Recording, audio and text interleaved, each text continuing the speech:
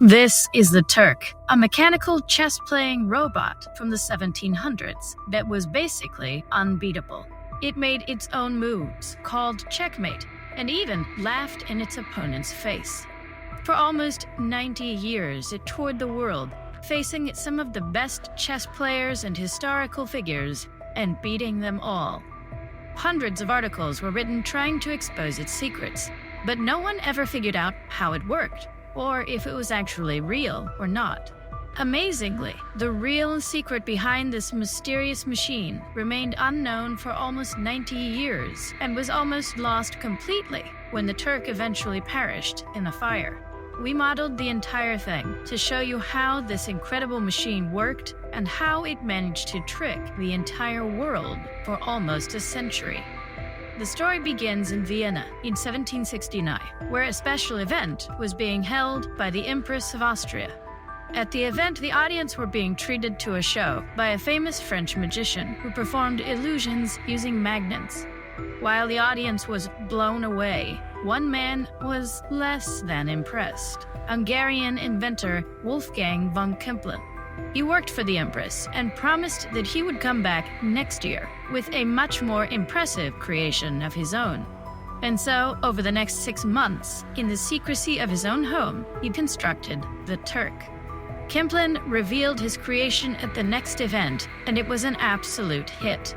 The audience watched on in amazement as this mysterious-looking mannequin came to life, moving around the chess pieces and destroying his opponent.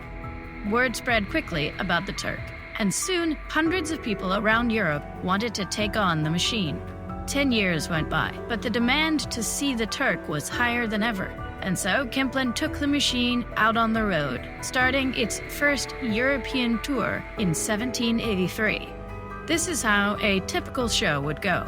At the beginning, Kempelen would go around opening the cabinet doors and inviting people to look inside the machine. Starting with the left door, he would reveal a compartment full of complex machinery. To show that there was nothing hiding behind the machinery, he opened the door at the back and lit a candle so that the audience could see right through the machine.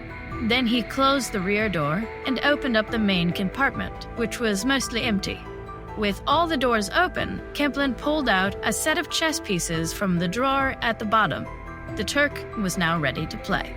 Kempelen would challenge the most intelligent member of the audience to try and beat the Turk, and almost always, the Turk would come out on top. Kempelen and his machine continued traveling across Europe, playing some of the most skilled chess masters of the time. For the final game in France, the Turk went up against Benjamin Franklin. Despite being a chess fanatic, the Turk quickly defeated him with ease. After this, speculation behind the machine's authenticity started to ramp up. While many believed it really was a completely automated machine, some thought it was also being controlled by magnets, and some thought there was a small child operating the Turk from inside. But Kempelen was determined to take the secret to his grave, and in 1804 he passed away at the age of 70. The Turk was eventually sold to a German inventor called Johann Maltze for around $300,000. Over the course of several years, he figured out the Turk's secrets and took it back out on the road, this time finding even more success in America. But one day, after performing in Baltimore, an article was written in the local newspaper that appeared to give away the Turk's secret. 2 young boys had climbed onto the Turk's storage shed and saw Maltze opening the cabinet and a man climbing out of it. A few days later, the newspaper retracted the article because the boys' story couldn't be verified. After figuring out the secrets behind his new machine, Maltze took the Turk back out on the road. One of his first opponents was none other than Napoleon Bonaparte, who he defeated with ease. Maltze and the Turk spent the next 20 years touring all the way from Boston to the Mississippi River and everywhere in between. The Turk was more popular than ever, but still nobody knew if it was real or not. Famous poet Edgar Allan Poe was invited to inspect the machine and ended up writing an essay on how he thought it worked.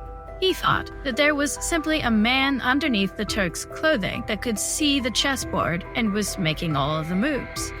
Maltzel spent most of the 1830s touring America and Cuba with great success.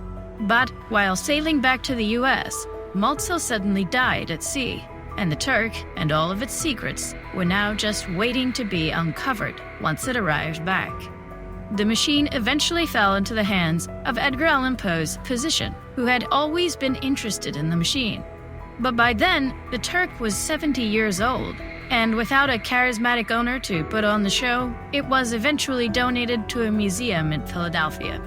It remained here for over a decade, until one day, a fire swept through and completely destroyed the Turk. It was no doubt one of the best-kept secrets in the world. It traveled everywhere, constantly under scrutiny from the world's brightest minds. And yet, even through multiple owners, it managed to take its secrets all the way to the end. It seemed like the secrets behind the Turk would remain unknown forever.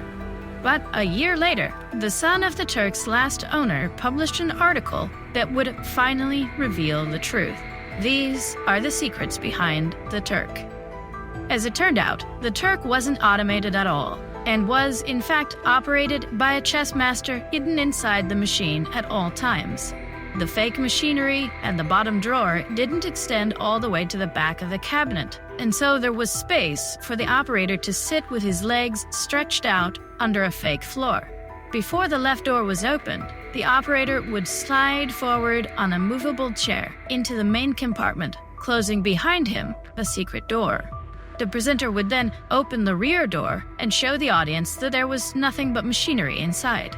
As the presenter closed the rear door, the operator would slide back into his original position, closing another door behind him and in front of him. The presenter would then open up the front and rear doors to the main compartment to allow the audience to see inside. Having seen right through the whole machine, the audience would now have full belief that no one could be hidden inside the machine. The doors were then locked, and the Turk was ready to come to life.